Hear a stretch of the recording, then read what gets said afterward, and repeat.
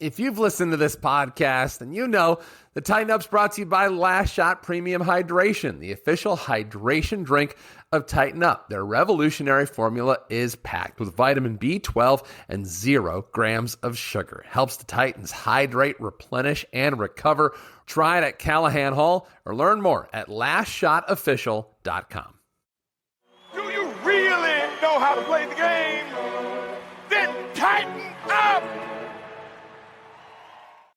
Detroit, it's time to tighten up. Welcome to Tighten Up, the podcast, presented by The Shield NIL. Brought to you by Hyperice and Last Shot Energy. A state of the Titans, the latest in Detroit Mercy athletics, and a chance to hear from Titans all over the world. Here's your host, Dan Hasty. The question was always going to be, what happens with Orlando Lovejoy? That was a given. We all knew that. And as we sit in the current state of college basketball, nothing ever can surprise you. That being said, something just came in as a very, very big surprise. It is Tighten Up. It's an emergency edition of Tighten Up, because it's shows like this that make these shows, these podcasts, worth doing. Every night when I stay late or come back, Orlando Lovejoy is in that gym. I don't know if I can say this, should say this, but a lot of people have been asking me about leaving. Hell no, man. I'm staying right here with my dog. 1, 2, 3. And there's no better way to do it than with Michigan, Metro Detroit guys. I'm glad I can be a part of it, So they get it to Lovejoy. That's sweet. Detroit is back. The brand is back. I'm not leaving. The show goes on. This is my home.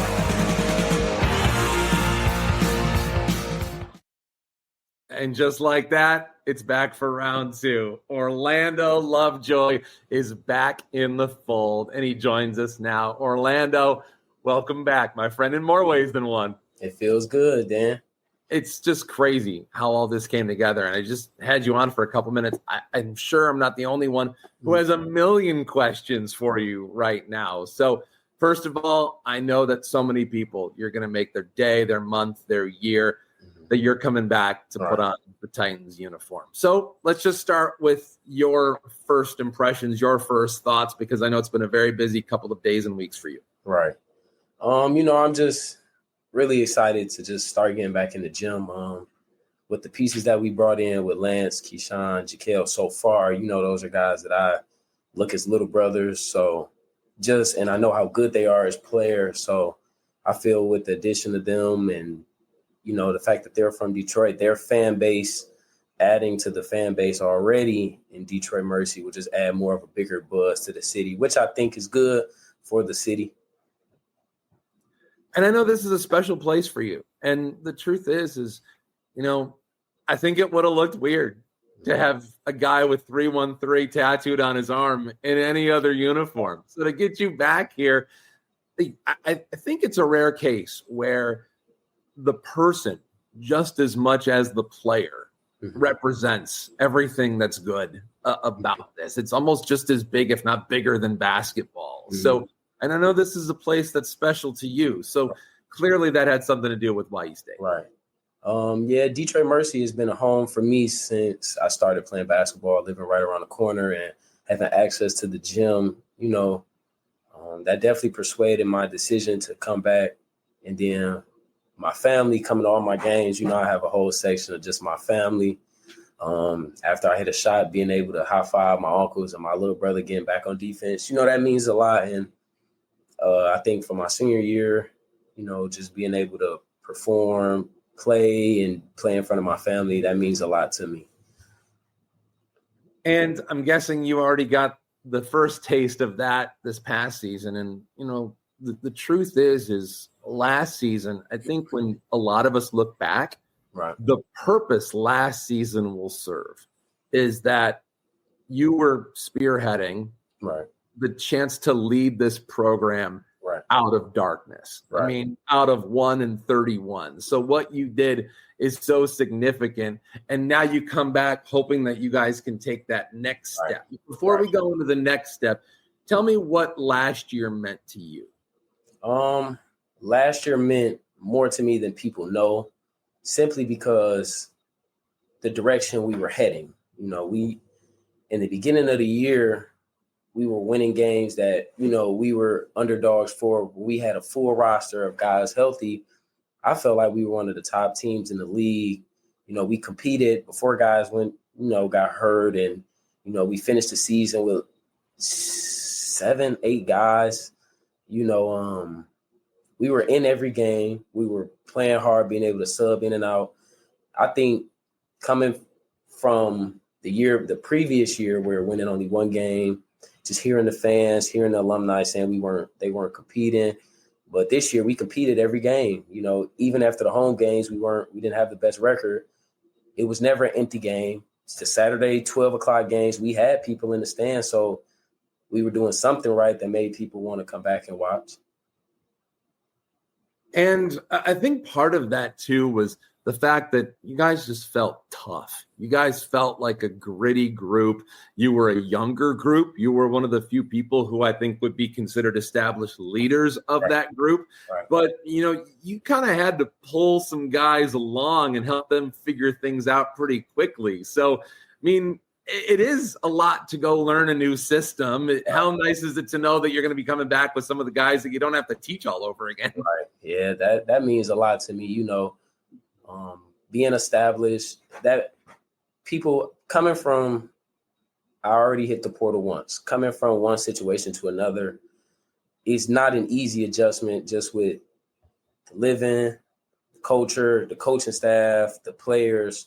You know, that's all an adjustment that you have to be able to make in a summer, you know, and while trying to get adjusted and doing schoolwork, you know, that's a lot. So, you know, I feel like I am already in the fold. So with the guys that's here, with the schoolwork, with the living. So now I just can focus on getting better. So that's all I really wanted. By the way, this is a live stream. This is as live as it gets. Right. If you have a question or if you have a comment, feel free to post the comments. We can read some questions on this stream. So you did mention that you've been in the portal once before, but it feels like college basketball has just changed over the course of the past year. It's happening at light speed. So if you can take us through what it was like being in the portal last time, and then how things went throughout the course of this past season, and then even over the last 48 hours. How's it been different? Last year, coming from Eastern, you know, we weren't winning that much. My numbers weren't the best. I came off an injury going into the season. So as honest as I can say, my stock wasn't as high as it was. So, you know, I had a few calls when I entered the portal from some Division I's, but ultimately I entered the portal as a no contact. So I knew I was coming to Detroit Mercy. So, and then this year, my 48 hours has been a lot different, you know, high majors, mid majors, high, mid majors, mid majors, low, mid majors. You know, I've been getting a lot of calls, hearing a lot of people's opinions, and, you know, obviously the money, you know, I've been hearing all that the past 48 hours. And honestly, I'm not really into, you know, the politics. I just want to hoop. I just want to win. I'm just all about getting better. So, you know, like I told Coach, if I did enter the portal this time, I was only going to be in there for like a week, if that, couple days, if that, you know, because once I know something, once God speaks to me, I know what I'm going to do. So, you know, I think about, and we've talked before on this show, and I remember, you know, so in today's day and age of college athletics, I think all you can really do on this side of the fence is just say, you know what, man, thank you for your service. Congratulations. Go get them at the next stop. And I mean, for those of you who don't know, Orlando is a father. Mm-hmm. He has a young daughter, and that puts in a whole different dynamic to a situation like yours. This is not a situation where there is anything other than just trying to be there Right. for the people in his circle and in his sphere, the people that count on him. So I know that from that perspective, this is a big day for you. Yeah, it's a pretty big day. Unfortunately, my daughter wasn't able to come to a lot of games just because simply if she sees me on the court, she has to come to me, and I wouldn't ask her, she came to the first game of the year and her mother said she cried the whole game, so I wouldn't ask her that. So I tried letting my mama keep her cried the whole game. She wanted to come on the court.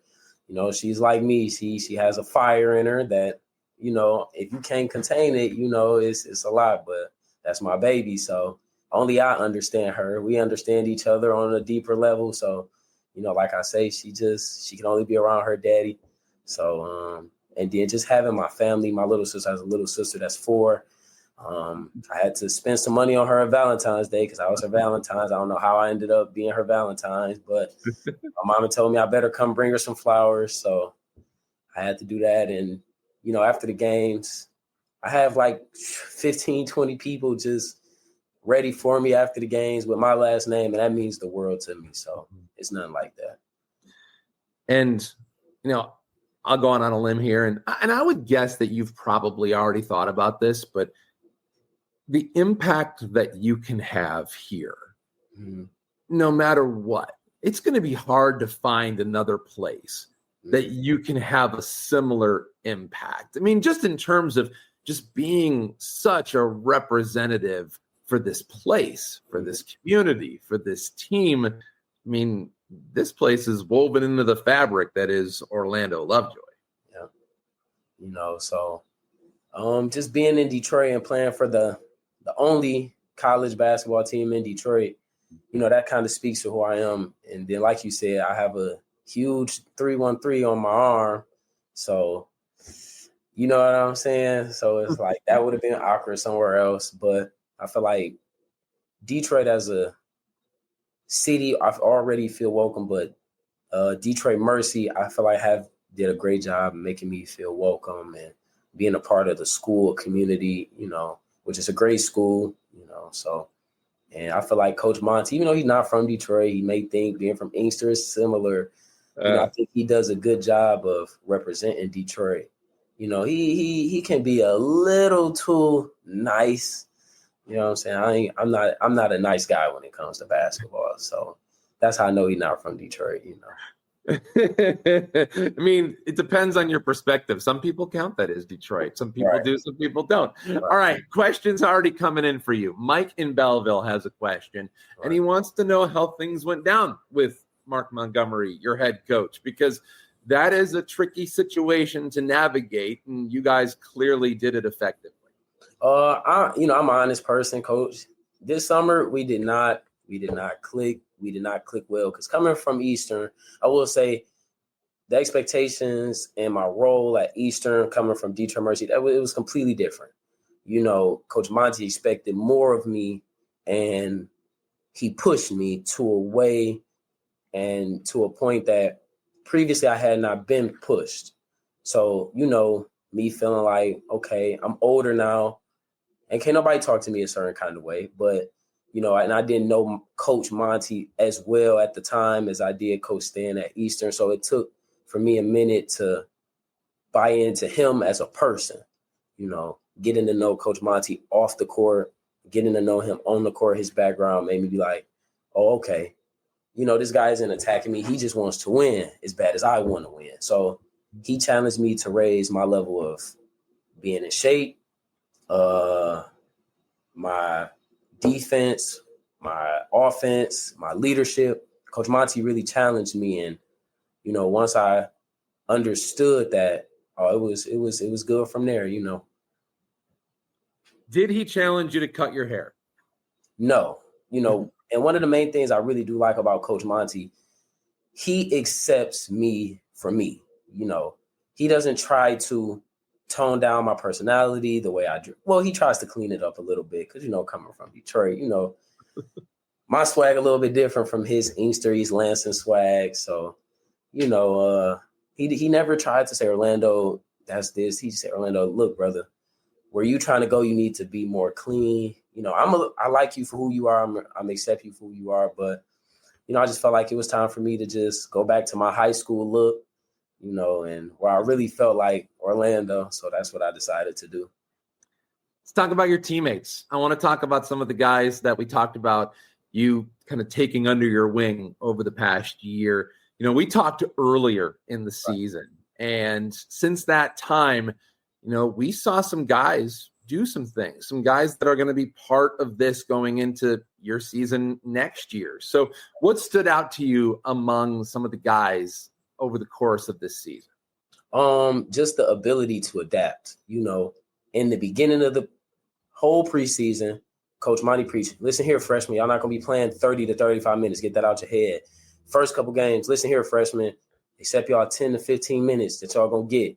But come to find out, they playing 35, 38 minutes, having to guard senior player of the year candidate guards and forwards, having to bring the ball up against defensive player of the year candidates, having to rebound against high major Division I big men. So, and they're true freshmen, 18, Nate just turned 19, TJ 19. Those are babies. Those are my babies. So I will say they responded to me better than I would have responded to me. They didn't fight me that much. Of course we got into it because I understood how good they could be, the level that they could be. And even Grant, Grant stepped up big time. Grant helped a lot in a lot of different ways, so I think that those young guys just coming in and providing. Oh, I forgot about Callum Bay. Now, Callum Bay, coming into the summer, I didn't think Callum Bay was going to sniff the floor, but, I'm just honest. I'm honest. I'm just so honest. And towards the end of the year, it's been times where I felt like Callum Bay was the best player on our team, where Callum Bay was the number one option, the best defender. And, oh, man, he works so hard. He's such a good person. So, everything that they've done has been no surprise to me. And what they are going to do next year should not be a surprise to anybody. And to your point, now you've seen these guys grow up, and I'm sure that has something to do with why you felt comfortable coming back yourself. And going in the next season, I think you may have a few more people you might call your babies because there's a good handful of talent coming in behind this wave, which is probably another reason too. So what are you most looking forward to from some of the guys that you will be playing with that'll be Titans for the first time? So specifically, I know we got Jaquel Cotton from Ohio. I don't know him personally off the court, but I know he's a good player, and I know he's a hard worker. So just him bringing his hard work to Mercy I'm looking forward to it. But personally, Lance Stone, I've watched Lance since he was 3. He was actually shorter, if you believe it or not. So, and I know how hard he works, and I know how hungry he is and how aggressive and tenacious he is on defense. And I look forward to that. And Keyshawn is like me in a lot of ways. So I can't wait to instigate him in practice, get under his skin, make him mad, make him and Nate go at it, him and Coach Monty go at it. That's what I do. I throw rocks and I hide my hand, because I know in the game that's what's coming, So if Nate blocks Keyshawn's shot, I'm the person that say, oh, Keyshawn, I know you ain't going to go for that. You know what I'm saying? And then don't get mad at me. I'm the messenger. So, and I really look forward to it. Normally incoming freshmen, they want to push the established guys out. Lance and Keyshawn and Nate and TJ have been the guys telling me to come back more than anything.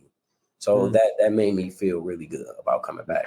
That's very cool. It's amazing that even guys who have yet to ever play a game in the uniform can be persuasive. So with Lance Stone, for example, we've heard all about him for the past year. Titans fans can't wait, whether it's the fact that he's the all-time assist leader at the high school level in the state of Michigan or what some of his teams have done in the PSL. I'm curious because you really did the majority of the ball handling for this Titans team this past year. Right. And I remember hearing somebody say, well, that might lessen the scoring burden on Orlando, but it also might get you easier opportunities, easier looks to do that. So when you're playing with a guy like Lance, how do you play together?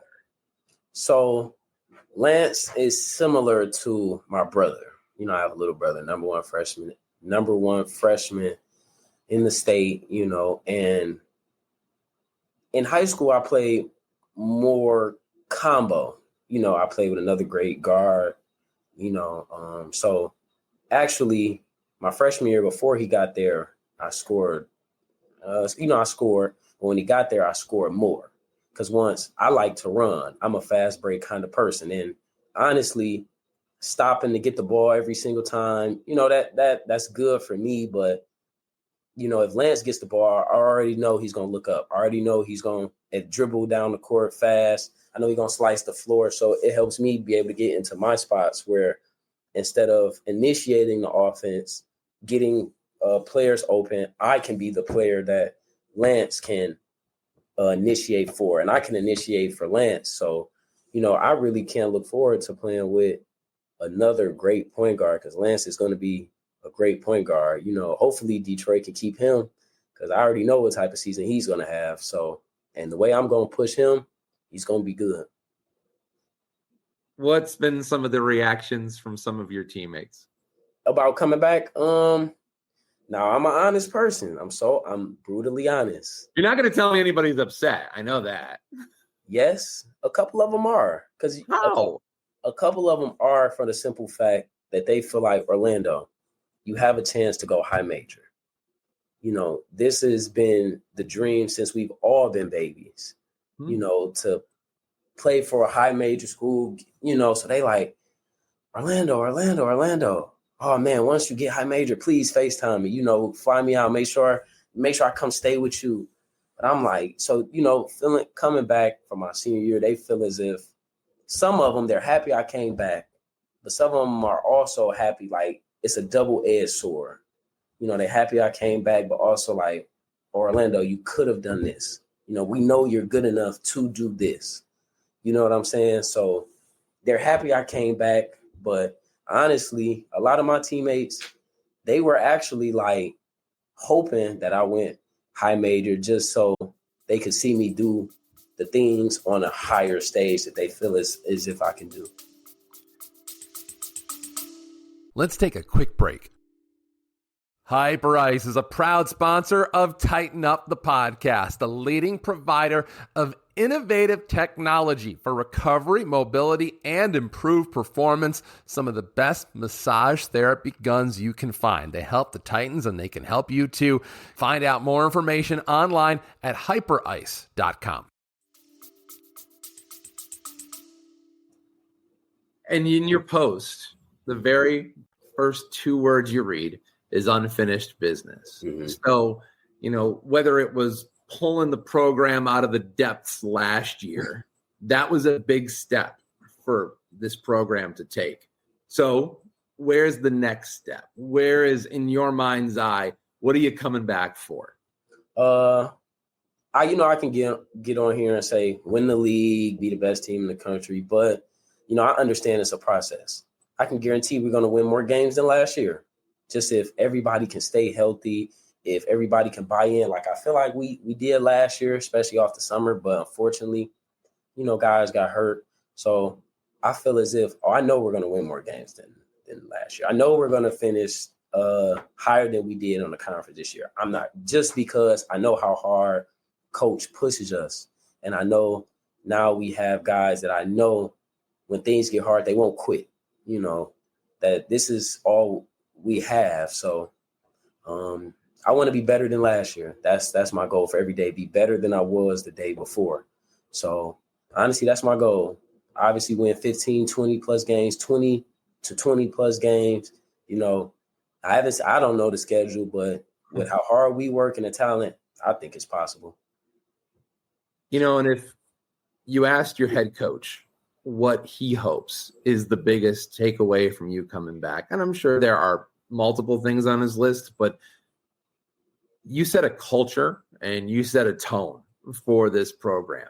And really, it's felt that way since the moment you came over, when everybody looked and said, yeah, this guy belongs here.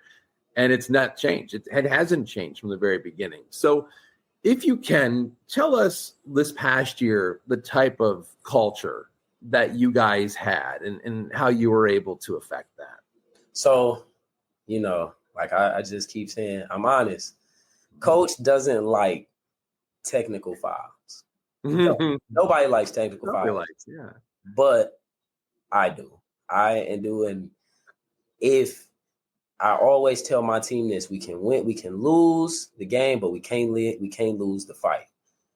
So that's the mentality that I have. Even if we lose in a game, I don't want to feel like we're getting pumped losing the game. I want teams to feel like, these guys are some bullies. These guys they bumping us every time down the court. They smacking us. They grabbing us. They holding us. Some people, they don't really like that. But this Detroit. And honestly, that's been us. We won the top. I think we were, at a point in time, the top defensive team in the league. And inside the locker room, we had a motto. Every game we got to take, we won, which was true until the game.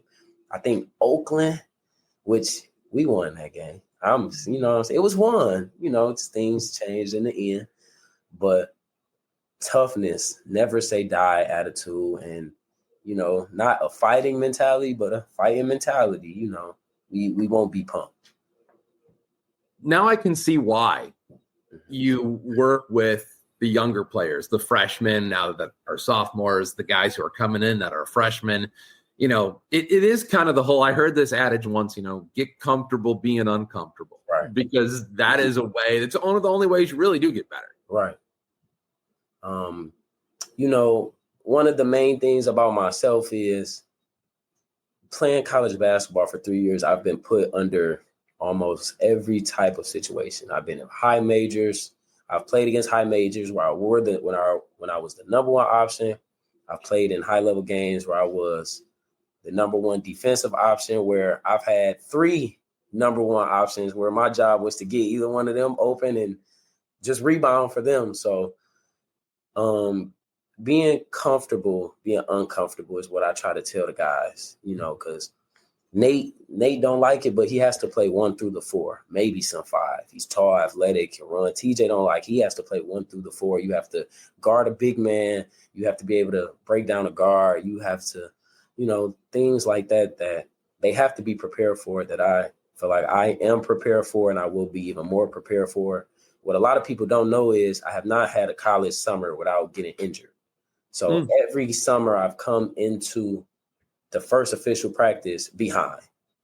At Eastern, I had my worst injury on the very first day of official practice. So I came in the middle of the season out of shape. This summer I had surgery coming into this year. So this summer I'm scared for the rest of the league to see what it looks like where I'm not hurt coming into a year. So I'm curious about the conversation with Monty and how things were able to come together quick, because if I'm not mistaken, and you can tell me how this worked, you never were officially in the portal. Obviously, there was talk, there was the hiring of NIL representation, but you were never actually in the portal. Do I have that right? Right. Okay, so you never actually were in. So then the pendulum tips, you're able to stay. And how does that all come together? What does Monty tell you? What is he hoping for? What happened? Coach Monty was probably the biggest factor in me coming back, simply because he's an honest person and he's a loyal person, and I'm a loyal person. I'm loyal to who's loyal to me. So, he kind of told me, like, look, Lovejoy, man, if you enter the portal, I can't guarantee you come back, which for a lot of other schools, that's not the case. So if a player wants to enter the portal, like at Eastern, I entered the portal and I could come back, and Coach Monty said, look, man, if you want to enter the portal, that means you don't want to be here. And if you don't want to be here, I don't want you here. So just that right there showed me, like, okay, now I have to make a decision. Is leaving more important to me than staying? and I weighed my options. And once I did enter the portal, I do have an agent. People have reached out to my agent about, more money, high, better opportunities. But, I think Coach Monty kind of kept me grounded and helped me remember where I came from, and so that meant the world to me, remembering that coming into Detroit Mercy, I averaged 8 points, 2 rebounds, 2 assists, where he took a chance on me, so, I was appreciative of that. And this is how I show my appreciation. It's interesting. So I'm looking at your numbers from the last year at Eastern to this year. And look, when you get asked to do so much more, your role really expanded in terms of just sheer responsibility. I mean, you had an entire offense basically to run.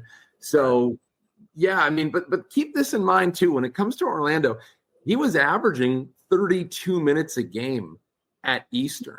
So to go from 32 to 35 is not the biggest jump in the world, but for what you were being asked to do, you had to grow up a lot. And I mean, just across the board, shooting numbers better in all areas, in terms of efficiency. Forget the counting stats, forget the I had the ball more stats. I mean, every single number improved. So what was it about this situation that allowed you to grow like that?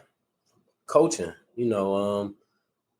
Coach Stan at Eastern, he was a great coach. I love playing for Eastern. It was hard for me to leave. Sure. And but I just feel as if I was going to have a bigger role at Detroit Mercy, which every player wants, is a bigger role to showcase what they can do. And I felt that at Eastern, my role was big. As you can see, I played a lot of minutes the whole game at Eastern as well, but my responsibilities weren't as they are here, so I just think that Coach Monty kind of given me more confidence as well. Confidence is one of the biggest things in college, if not the biggest thing. So just that constant belief, that constant Orlando, I feel like you can do it. That mattered to me a lot. So, that boosted my numbers. Well, the way you arrived, can't help but think about the fact that you kind of came with another player at that particular time, Right. Legend Jeter. What was his reaction when he found out you were staying? Legend knows everything. Legend, I think Legend knew before I knew I was staying. So, Legend influenced me to come here. Honestly, so I'm pretty sure he's happy, and hopefully, Legend does what Legend does and will catapult into next year. What does the offseason look like for you now that you got this out of the way? My offseason is the same every offseason. I'm in the gym 3 times a day. Morning. But you're not hurt anymore. At least you have that going for you. No, and even at Eastern, I was in the gym 3 times a day, but I got hurt. And being hurt for me kind of does more to my mental rather than my physical, because I live in the gym. When I'm not one of those people that just say I live in the gym. My fun, free time is the gym. If I'm not with my daughter, I'm in the gym. And I wish my daughter was older and so she could be in the gym, but my daughter can't sit still. She can't focus on one thing at more than 3 seconds. So once she's done dribbling the ball, she's gone. So I have to keep an eye on her. So hopefully one day she decides to pick up a basketball or whatever sport she picks up, I'm going to pick up. So, Well, it'll be interesting to see if she tries to chase you onto the court this coming season. Have you watched any of the NCAA tournament? Oh, I've watched all, you can't watch all the games at the same time, but just me being who I am, I'm following Michigan State and Michigan. Hopefully one of those teams win the tournament because they're closest to Detroit. So, Okay, well, there's a chance those two teams could play one another depending on what happens in their next game. I'm not watching it. I get that. Orlando, look, I know I can speak for a whole lot of people inside that building at Callahan Hall and throughout, whether it be the student body, the collective. There's so many different people that are just overjoyed that you're back for another season. So welcome back, Orlando. Thank you very much for joining us, and can't wait to see what next year looks like. Of course, no problem. Orlando Lovejoy back in the fold with Detroit Mercy basketball. How about that? Our huge thanks to Orlando for joining us here on this live edition of Tighten Up. We've got more. Of course, this offseason is far from over. We'll see what the rest of the roster construction looks like, because there's still yet to be done a lot of different work, and there's still a lot of open opportunities to fill out men's basketball and women's basketball. And in the days ahead, we'll talk to Kay Doctor, the head coach of the women's team. We'll get caught up on what's going on with that particular squad and see what they're going through as they deal with some of the same things that the men's side is dealing with. We'll also take a look at some of the other sports, some of the other teams at the university, and we will certainly be celebrating this one, the fact that Orlando Lovejoy is back, coming back for his final season with Detroit Mercy basketball. That's going to do it for this edition of Tighten Up, an emergency episode, and for very good reason. Talk to you guys later in the week and in the next. Until then, I'll talk to you Titans of Industry next time. Thank you for listening to another episode of Tighten Up, the podcast. Join our community at The Shield on theshieldnil.org and follow us on X and Instagram at The Shield NIL.